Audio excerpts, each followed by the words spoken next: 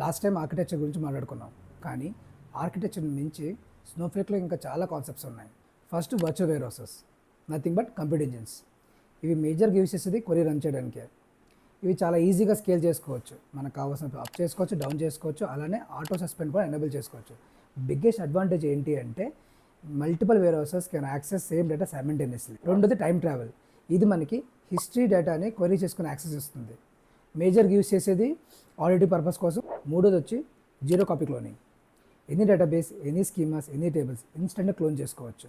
గుర్తుపెట్టుకోవాల్సింది ఏంటంటే ఇది మనకి ఓన్లీ మెటాడాటా రిఫరెన్స్నే క్రియేట్ చేస్తుంది, డేటా అనేది డూప్లికేట్ చేయదు. దీనివల్ల మనకి టైమ్, స్టోరేజ్, కాస్ట్ అనేది సేవ్ అవుతుంది.